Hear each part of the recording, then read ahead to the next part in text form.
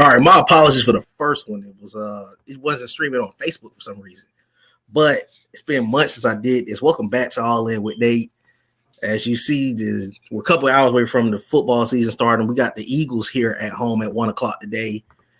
I don't really know what we're going to see today because, as of course, we had a preseason. We didn't win a game in preseason. We actually lost all three. But the Falcons didn't really show a lot. We didn't show a lot as far as the offensive playmakers. Matt didn't play the whole. Matt Ryan, Ridley, most of our playmakers did not play this entire preseason. So we don't really know what we're going in with.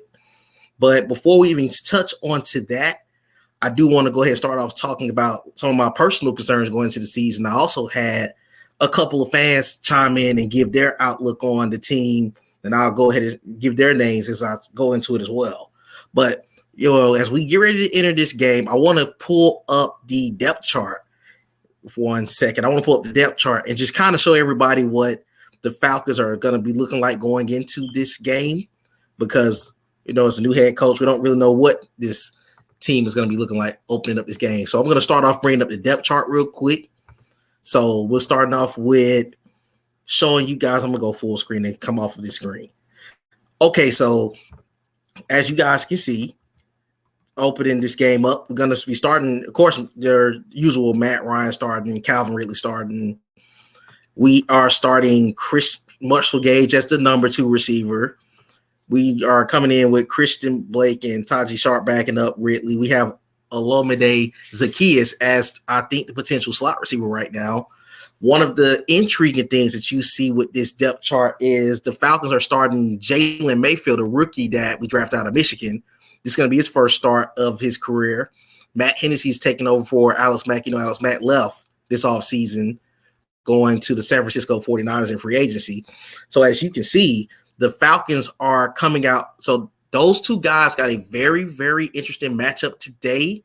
They have Fletcher Cox, who's one of the best defensive tackles in the league, going against these young guys. So that's going to be a matchup to watch today. Let me see. Malik Freshwater checking in from Twitch. What's going on, brother? How you doing, man? Good morning to you. Just to continue with this, of course, Kyle Pitts is starting at tight end. It looks like they're going to be using Hayden Hurst as a tight end / fullback. So we might be running a 2 tight end set in this offense, according to what the depth chart is set up. Mike Davis, who we also have not seen this preseason, he's going to be starting at running back today with Cordell Patterson backing him up as the number 2 running back. And Wayne Gallman is the new guy we just picked up. He's the number 3 running back. Jordan Chapman checking in from Facebook. What's going on, bro? Is our number 3 running back to come out. So it's going to be interesting to see what this offense looks like because we really don't know. We really don't know what this team is going to look like coming into this season. Again, we have not seen much. So, of course, your normal starters from last season, Jake Matthews is still going to be left tackle. Lindstrom still right guard. Caleb McGarry is still right tackle. So, of course, your average guys. Now, let's go to the defense side of the ball and see the changes. So as you can see, if you are a Falcons fan, we've been running 4-3 for the last maybe 14, 15 seasons. We're going to be running a 3-4 defense under Dean Pease today. Grady Jarrett is going to be listed as a defensive end instead of a defensive tackle now. So Grady Jarrett, Tyler Davidson, and Jonathan Bullard are our starting 3 defensive linemen.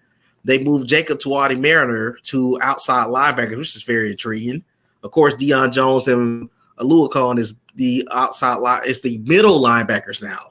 And Dante Fowler is now an outside linebacker as well. He thrived in that position in the 3-4 out in LA with the Rams. So I'm going to be intrigued to see what they do with him there. Of course, we're starting AJ Terrell as he's our corner 1. Fabian Moreau, who was the pickup from Washington, he's going to be cornerback number 2. So this is going to be the intriguing thing to see. And that safety, Eric Harris, who's the pickup, I think he was last with the Raiders last season. And Jalen Hawkins is backing him up. And rookie Richie Grant is backing up Deron Harmon, who you probably remember that name from the days of New England and Detroit. Let's see. Malik Francois said that Falcons offense should be fine. It's the defense that's concerned. And absolutely. I don't know what this defense is going to look like coming into the year. So that's going to be a very intriguing position for us. He said, especially at defensive back. Absolutely, I agree with that. Because also just to mention to you all, and we'll come back off of the share screen. We're going to be having. So Kendall Sheffield is out for this game. He has been injured most of the preseason. He would be our slot corner as of now, but at the moment we have Isaiah Oliver, who actually played decent at the slot corner position. So it's going to be an intriguing spot. So that's our depth chart going into today. We'll see what happens with this game. For me, my personal concerns with the Atlanta Falcons, number one is the offensive line. We have an offensive-minded head coach. We lost Alex Mack this offseason. So now the Falcons have had a history of having solid centers. Alex Mack was our center for 5 seasons. We had Todd McClure for 14 seasons. But in those in-between stretches, we've always had back center play. So that's going to be a very, very key element to an offense that's going to be offensive only. So we have an offensive-minded head coach, So we're going to have to really address that this season. We're going to get a chance to see what Jalen Mayfield is made up playing at left guard, and Matt Hennessy, who was drafted in 2020, he's moving to center now. So that was always the plan. I knew Alex Mack was not going to be here after we drafted Hennessy last year. So that's going to be an intriguing spot to watch.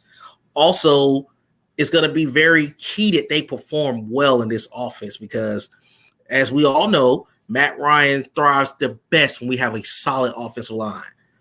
Michael Thomas checking in from YouTube said, let's go. What's going on, brother? You're going to see him on here soon. He's going to get a chance to talk Falcons with me before the season's over. Jay Lee Jr., what's going on, bro? How you doing, man? Good morning.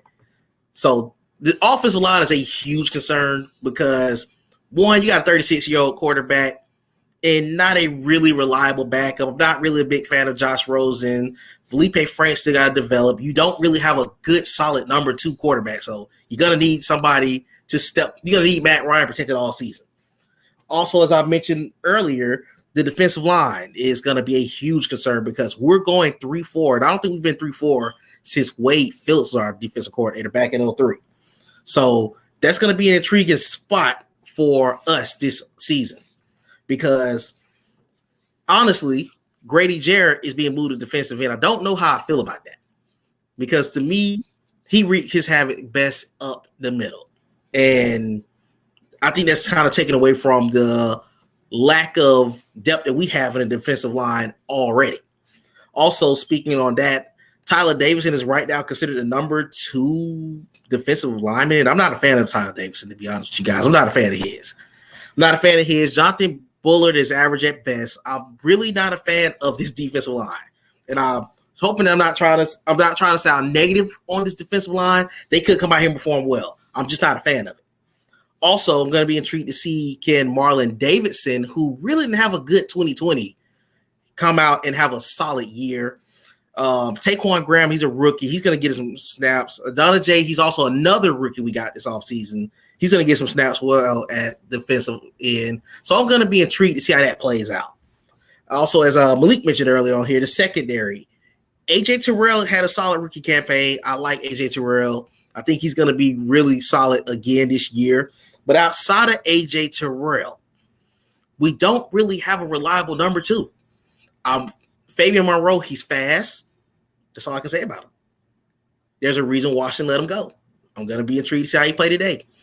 Isaiah Oliver, I'm not a fan of Isaiah Oliver. Everyone knows I'm not a fan of Isaiah Oliver. He's played better in the slot, and then Kendall Sheffield's hurt again. Let's see, Mike mentioned the bug. He just mentioned it as well. Kendall Sheffield's hurt again. And he could be a productive slot corner, but he's hurt yet again. You cannot have those injuries going into the season with a defense that you really don't know. And then at safety, we lost Keanu Neal and Ricardo Allen this offseason. So that's going to be intriguing to see, can the Falcons get any productive play in that secondary, especially at safety? Because I like Richie Grant. I think Richie Grant's going to be a really solid player when he gets his reps. I don't think he's ready yet, but we're going to be intrigued to see how that plays out. And also, the biggest thing is, what can this defense really do? Because just to give you some stats, just to read off some stats to you, the Falcons finished at the bottom half of defense the last 3 years. They were 19th actually last year, which is crazy to think about. as bad as that defense was, how many leads we blew. But the 2 previous seasons before that were 25th and 23rd in defense. They're going to have to be much better on that side of the ball this year. Also, we gave up the most passing yards in the league last year. We gave up almost 5,000 yards. Quarterbacks averaged 34 touchdown passes and 12 picks. That's somebody's MVP stats that our defense is giving up week in and week out. That's ridiculous. They got to be better. Also, getting pressure on the quarterback's going to be very intriguing as well. Before I continue to get into that, Tobias Kelly checking in from Facebook. What's going on, man? He said, I'm intrigued to see how Dean Pease used this multiple defense scheme. It looks like he's going to try to go 3-4 from what I've seen so far. And another thing I've noticed in preseason, he did a lot of blitzing. And there's a blitzing, man, I'll be honest with you guys. It can be a good and a bad thing because if you don't get after the quarterback, with our secondary, they could eat us alive in that secondary once it gets to the second level. So that's going to be intriguing to see what happens with that side of the ball this offseason. Also, getting pressure on the quarterback. Last season, we had 29 sacks as a team. That was 23rd in the league. We didn't really sack the quarterback well. The year before that, we was tied for second worst, and the year before that, we were worse in the league in sacks. That got to be better. You got to get pressure on that quarterback, or he's going to stand in the pocket all day long and dice us up, which is what's happened the last couple of years, which is why we were 4-12 last year, which is why we were 7-9 in the years before that. We cannot let that happen this year. Also, the Russian defense was actually pretty good last year. I'm intrigued to see can Dean Pease capitalize off that. The Russian defense finished number 6 in the league, but you could probably offset that because we had the worst passing defense in the league last year. So that's going to be an intriguing thing to see playing out today as well, and as far as this season. Also, another concern for me personally is going to be the wide receiver core. Yes, we do. If you knew Julio Jones was gone this offseason, you knew it was going to happen. It was just a matter of when he was going to be gone. But the issue is this. I'm intrigued to see what's going to happen with Russell Gage now being the wide receiver too. Because Russell Gage was a slot. He played a lot of wide receiver too last year because of Julio being hurt. I don't really feel he was hurt, but that's a topic for another day. But again, Russell Gage had a pretty good year last year. I'm also intrigued to see, can we have another number 3 step up? I know we drafted Frank Darby, but Frank Darby, they said he could be a deep playmaker. I'm not sure. We'll see what happens with that. We drafted Kyle Pitts. So it looks like we're going to be using the tight end a little bit more. And Matt Ryan's he does pretty well with tight ends. Hayden Hurst didn't have a bad year last year. Austin Hooper turned into the highest paid tight end in the league a couple years ago, being in his offense with Matt Ryan. So I think Kyle Pitts is going to be solid for this team. Another thing is the rushing attack. The rushing attack is going to be a key factor in what's going to happen this season with us. We know he's coming. Arthur Smith is coming from having Derrick Henry, which is the best running back in the league, still in my opinion right now. You go from having a Derrick Henry to now you're going to work with Mike Davis, who's been a journeyman running back. He don't have a lot of mileage on him, but one of the biggest things is Mike Davis is now going to be running back 1. He did good in Carolina having to take over for Christian McCaffrey that offseason, but I'm just intrigued to see what's going to happen now that he has the running back 1 position. Cordell Patterson, also, he's a big-time playmaker. You can make him as a running back and a receiver. But again, the Falcons have not had a lot of production at running back since Tevin Copeland and Devontae Freeman. So, again, it has to be a necessity that running game gets going. We've been one of the worst rushing teams in the league the last couple of years. Matt's had to throw the ball a lot because of it. But I want to kind of go to a couple of fans, actually. I asked a couple of fans what their thoughts were on the team. I'm going to go down the list I had. Ronnie Marshall, he tunes into the stream. He's confident that the new coaching staff will eventually get the Falcons back to a winning place at some point. But the biggest concern, as everyone else is concerned, is the defense. Jordan Filson says the passing attack will be better in the linebacking core. of Alua Khan and Deion Jones, also with Michael Walker. I didn't mention him. He also is a solid linebacker as well. I think he's going to have a good year too. Is guys that are you're very confident in, but the rushing attack and the offensive line, as I mentioned earlier, that's the concern. Tavaj Hayes, he's confident that Matt Ryan in the passing attack will be better this year. I think the passing attack will be good this year too. Matt could end up having a pretty solid year under Arthur Smith. We never had an offensive-minded coach outside of Kyle Shanahan, but Shanahan was our offensive coordinator. This is actually an offensive-minded coach. So it's going to be intriguing to see. Also, the concern is, as I mentioned, the secondary offensive line and the rush defense, as normal. Byron Abernathy checking in, he said that the receiving core is what he's confident in. The linebackers and the depth at defensive tackle and the new coaching staff of Matt Ryan.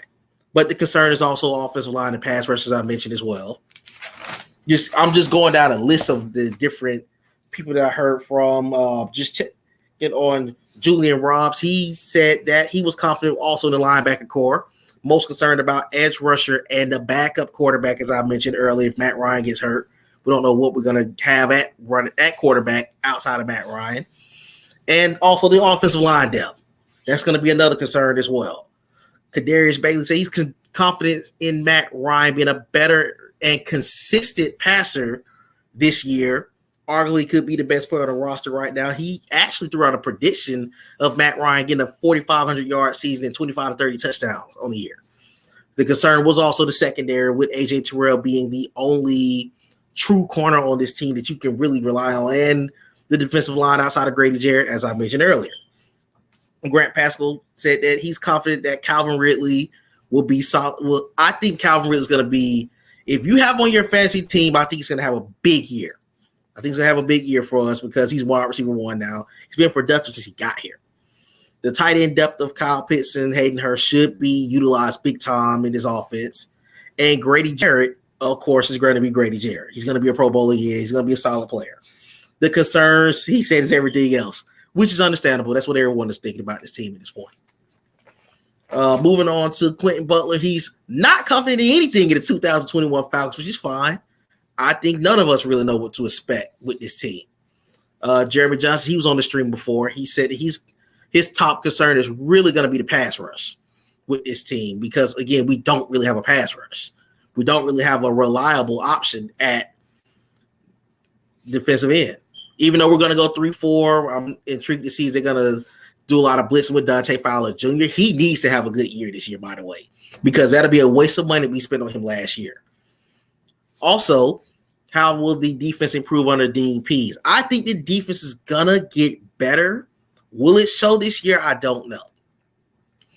As far as Kyle Pitts, he also doesn't want to see this offense rely on Kyle Pitts way too much. Jermaine Stubbs said he's confident in A.J. Terrell taking a step to be an elite player. His concern is going to be who can step up outside of Calvin Ridley and the defensive unit as well. And then Malik Brown said he's confident in Calvin Ridley as well. And the defense is a huge concern. I think every Falcon fan kind of have the same concern with this team as well. So I don't know. We're going to be intrigued to see what's going to happen with this year. Let's see. Checking in from Facebook. David Floyd, what's going on, bro? Hey, Jardine. She said good morning as well.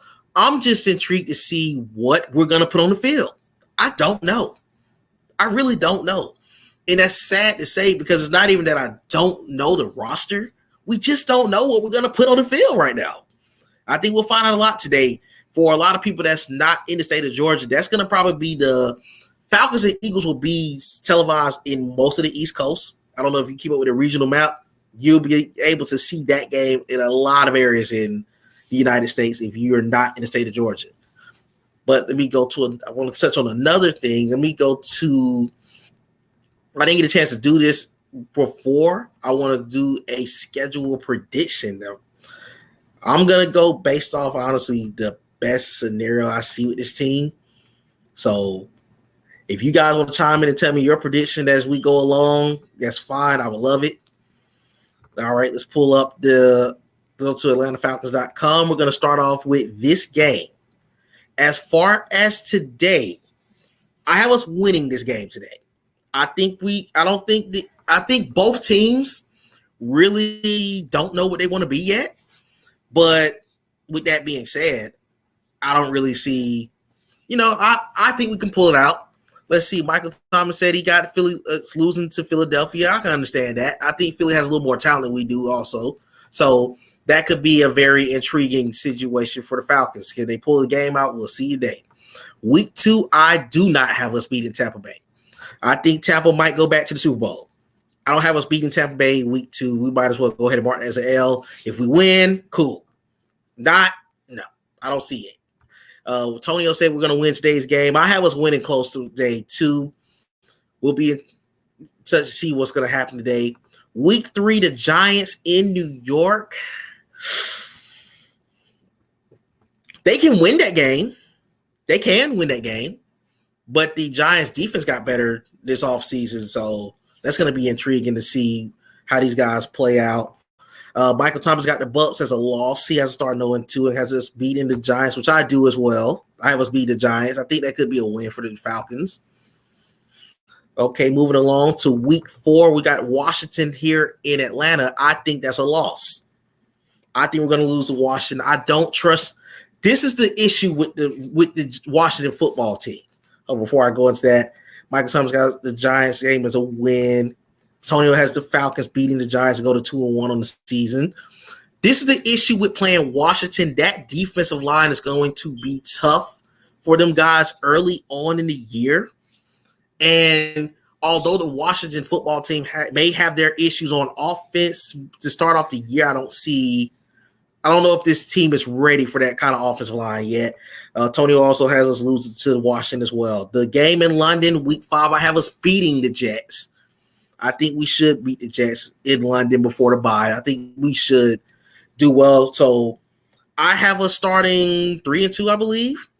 Like I see some of the other guys on here have them starting 2-3 or 3-2. We'll see.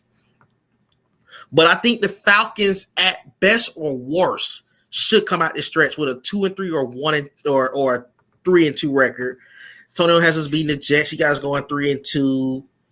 Michael Thomas has us beating the football team. Said that Fitzmagic will give us a few turnovers and the Jets being a dub. Okay, we're going to be intrigued to see how that plays out today as well. Intrigued to see how that game played out in week 4. You'll see my boy Devon that you all have heard on the stream many times with me. He'll be doing a preview with me that day. Week 7, we got after the bye, we got the Dolphins. I was losing to the Dolphins. I think the Dolphins are going to be a dark horse playoff team this year. They almost made it last year. I don't see us beating them in Miami. I think that's going to be a loss coming off the bye. Tonio said he has us losing to the Dolphins as well. So he has me in 3-3 after that game. The week 8 game against Carolina, I think we should beat them. Hold on one second. I have us beating Carolina. Let's see. Mike has us losing to the Dolphins as well. I have us beating Carolina at home. He has us being 4-3 at this point in the season. I think we get Carolina here. We actually do pretty well against Carolina in Atlanta, so we'll be intrigued to see how that plays out. Our next game, week 9 at New Orleans.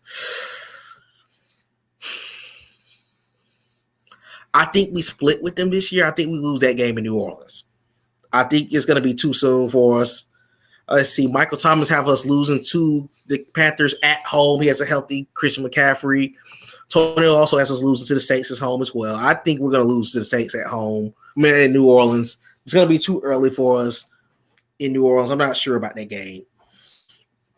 As far as week 10 against Dallas, I don't have us winning that game. That Cowboy team, maybe it was just week 1. But if that offense can play that as productive as they played against Tampa earlier, I think we're going to have a struggle with them. Michael Thomas said they're probably their first home game since Ida. That's going to be an L. I agree. I think we're going to lose that game as well. Tonio has us beating the Cowboys to go to 5-4. I think we're going to lose that game. So I have us at 4-5 at that point of the year. Michael Thomas has us losing to the Cowboys as well. We got a Thursday nighter here in Atlanta against New England. I actually think we can beat the Patriots at home on Thursday night. I think we could get that game. I do think we can pull that game off here. We typically do well in prime time, but we'll see. Tonio has us. Okay, Mike has us beating the Patriots. Tonio has us losing to the Patriots. So he has us 5-5. Mike David said we bugging. I don't really know. I don't know what the season gonna look like this season. So it's gonna kind of balance out. The Jaguars, I was beating the Jaguars. Mike has us beating the Jaguars as well. I think I have us at 6-5 at this point in the season. I don't think I was at either 5-6 or 6-5. I haven't kept up with it. Excuse me, guys. Let me go down to week 13. Excuse me. I have us losing to the Tampa Bay Bucks at home. We're getting swept. I hate to sound as a pessimist. However, that game right there, yikes. David has us losing every game but the Jaguars. My goodness. You know, it's being that bad? Goodness. I respect your opinion, though, bro. Tonio has us beating the Jaguars in Jacksonville to be 6-5. I have us lose. We're going to lose to Tampa Bay. I'm sorry. Unless I see something different, I don't see us beating Tampa at all this season. I think we're going to get swept. Michael Thomas has us beating the Buccaneers at home. I would love it, but I don't see it. I don't see it. I don't see it. Okay, week 14, Carolina. I have us losing that game. I have us splitting with the Panthers this season. I think they're going to get us up in Carolina this year. Michael Thomas says you're not getting swept 2 years in a row. It's difficult to do. Tonio has us beating the Buccaneers. It's going to be a trap game for Tampa Bay. I got to see their schedule before they play us. And he has us at 7-5 at that point in the year. Mike has us getting a dub in Carolina, so he has us splitting as well. That's going to be intriguing to see what these guys look like up there at that point of the year. Moving on to week number 15, we got the 49ers in San Fran. We're losing that game. I don't have us beating the 49ers in San Francisco. I think we're going to lose that game. Tonio has us beating the Panthers to go to 8-5. You guys go prepare for a pretty good year. The schedule is favorable, but I just don't know what to think about this team right now. So you have us at 8-5. Niners, you got us beating the 49ers. That's intriguing. And you have us losing to the 49ers in San Francisco. We got Detroit at home. Kyrie, I don't know if you're watching. My boy Antoine, I don't know if you're watching. Lions fans. If we lose 2 years in a row to the Lions, we're going to be angry. We're going to beat the Lions. If we lose 2 years in a row to the Lions, you will hear me be visibly upset. I will be visibly. I'm not going to lie to you. I will be visibly upset if we lose to the Lions. The Lions aren't that much better than we are. Mike has us losing to the Lions. Of course, we could. It's the Falcons. You're right. We could lose that game. Tonio has us at 9-6 at that point in the year. With 2 games remaining, the last 2 games of the season is Buffalo. In Buffalo, I have us losing. Number 1 is going to be winner in Buffalo. Number 2, the Bills are, in my opinion, probably the dark horse to take the Chiefs out in the AFC. So I can't see it. I think Josh Allen and that team is going to be really good this year. So we have the Falcons. So we got them losing to the Bills. Tonio has us losing to the Bills. The final game of the season, I have us beating the Saints. Mike has us beating the Saints as well. I think the Falcons are going to probably win if they can win between 7 to 8 games, in my opinion, from what I've seen. I have the Falcons win between 7 to 8 games. So we're getting a chance that's the schedule for what it is now. Again, this is the rundown of the Falcons schedule before we get ready to start. So again, we are right. So Mike has the Falcons finishing 9-8. I have us finishing 7-10 or 8-9. That's my personal opinion. I got to see what we like against a couple of these other teams. We'll see. But that is our Malik Freshwater saying we're going to 8-9. That's what I'm thinking. That's how I feel. I got us going around 8-9 as well. I don't see 9 wins. I don't see 9 wins yet. I don't. We'll see what happens this season. Tonio has us finishing 9-8. Everyone's kind of in that same ballpark, like 8-9, 9-8. Nobody. If you have us winning 10 games, point me to who have you on optimistic bandwagon because I don't see it. But this is my wrap up on our preview show. I will be back on here when the game is over later on. So let's get ready for this game. Good luck to my boys today. Let's get this season started the right way. Let's get a dub against Philadelphia. But until then, this has been All In with Nate. You guys have a good afternoon and let's enjoy this game. And by the way, if you want to jump on for the post game, let me know. Hit my messages before the game is over. I can add you on here. I would love to get a chance to talk some football with you guys this year. So good luck to the Falcons. This is your Falcon preview. And All In with Nate, we are signing off.